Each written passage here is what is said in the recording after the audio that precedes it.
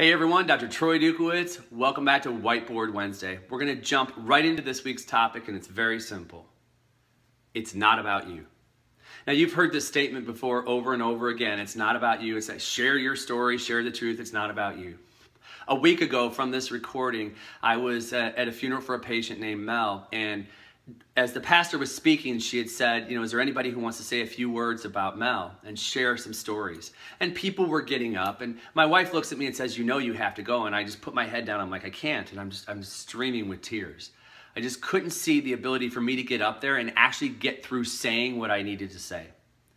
And I went into my own place. I said, give me a second. I'm sitting there. I go into my own place. And I'm thinking, okay, why can't I go up there and do this? Of course I can do this. I've spoken in front of thousands of people before. I can stand up in front of a congregation and honor this man. And I'm thinking to myself, well, yeah, but you know what? You're going to cry. What if you cry the whole time? Then what are they going to think?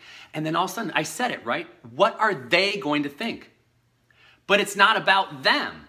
It was about me sharing stories about Mel to honor his life.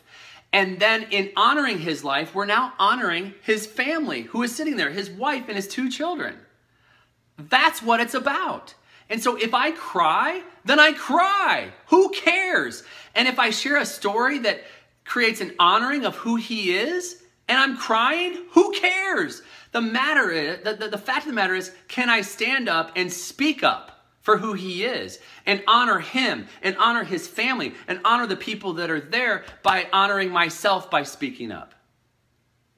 So the last person spoke and I got up and walked up there. And the minute I got up there and started to say something, I just had tears that streamed out of my eyes. And his wife says, here, do you need some Kleenexes? And I grab a Kleenex and I hold it. I get myself composed and I start to share stories about Mel.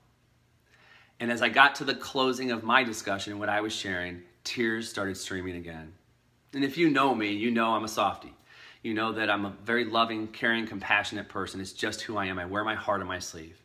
And in that moment in front of these people, it didn't matter. It never matters, because they knew how authentic I was, and they knew that the stories were just so heartfelt that they could feel like they were a part of them. They knew I was honoring him. And by speaking up, I was honoring me.